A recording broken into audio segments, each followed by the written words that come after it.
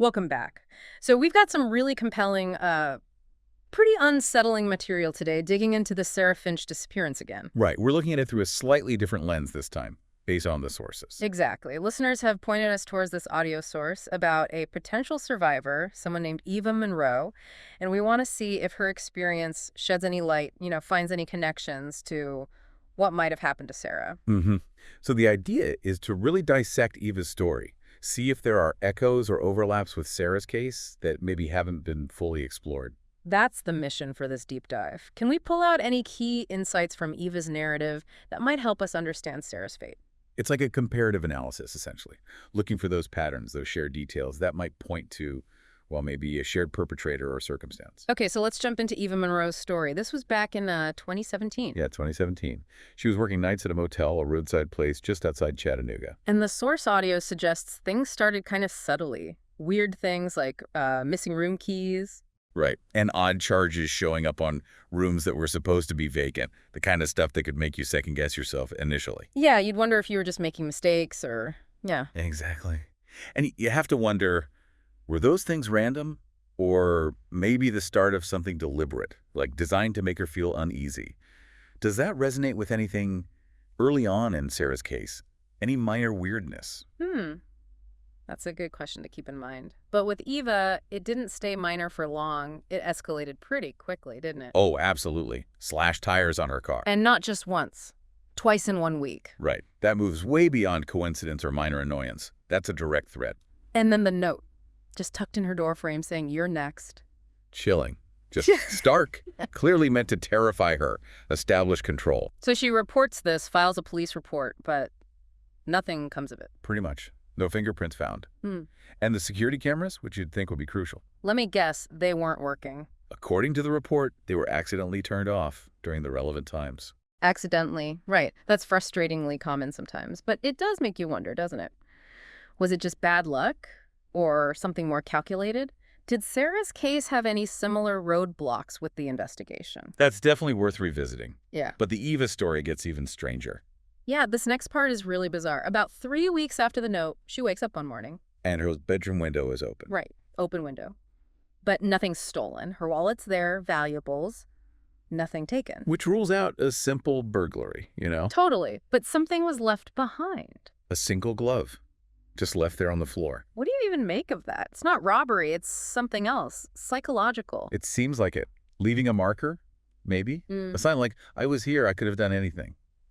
It's deeply unsettling. Any weird items like that turning up in Sarah's situation? Things left behind or out of place? That's a detail to cross-reference. But here's where the direct connection potentially comes in. Years later, Eva hears about Sarah Finch. On that other crime podcast, Deep Cuts Crime, right? Yeah. And they mention a detail from Sarah's journal, a description of a specific tattoo. A serpent tattoo. Exactly. And hearing that description, it triggers a memory for Eva. She remembers seeing a man with that exact tattoo back at the motel during that whole terrifying period in 2017. I mean, that could be huge, right? A specific visual link. It's potentially massive. A unique tattoo is a powerful identifier. Did the source mention where on his body the tattoo was? Even that could be important later. Good point. I'd need to double check the audio source for that specific detail. But the parallels, they don't stop there. No, they don't. Even though they lived in different states, never met. Both young women, single, and both reported feeling watched, like they were being hunted. That shared feeling, that subjective sense of being preyed upon. While it's hard to prove, it's so common in stalking cases. Victims talk about that constant anxiety, that hypervigilance. Did Sarah express anything like that to friends or family? That's definitely part of the picture painted in Sarah's case, yes. And Eva, she actually developed her own theory about the man stalking her.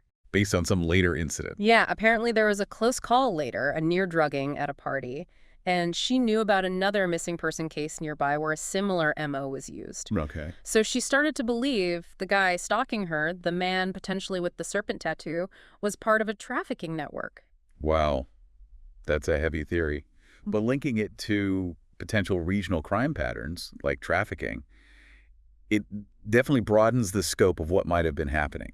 Any hints of that kind of activity surfacing in Sarah's case? Not explicitly tied yet, but it adds a layer. And then there's the vehicle. This feels really concrete. The dark sedan. Yes. Both Eva, back in 2017, and Sarah, closer to her disappearance, reported seeing the same kind of dark sedan parked near their homes. And they both noted the same specific detail. The broken left taillight, both women mentioned that independently. Okay, that is significant. Two independent witnesses describing the same distinctive damage on the same type of car in relation to feeling threatened. That moves beyond coincidence. That's a potential physical link. And the audio source mentions a breakthrough related to this. Yeah, traffic camera footage. Near that cabin where a page from Sarah's journal was found. And the camera caught. A car matching that description. Dark sedan, broken left taillight. Wow. Okay, so does the source say if the footage is clear, can they see the driver? That detail wasn't explicit in the summary I reviewed, but the presence of the car itself on camera near that crucial location is a major piece. So all this, the tattoo, the car, the stalking behavior, it starts pointing towards a possible individual. Lucas Harlan. Tell us about him. What makes him a person of interest here? Well, the profile fits some pieces. Former trucker, kind of a drifter. And significantly... He's a tattoo artist. Exactly. Which brings that serpent tattoo right back into focus.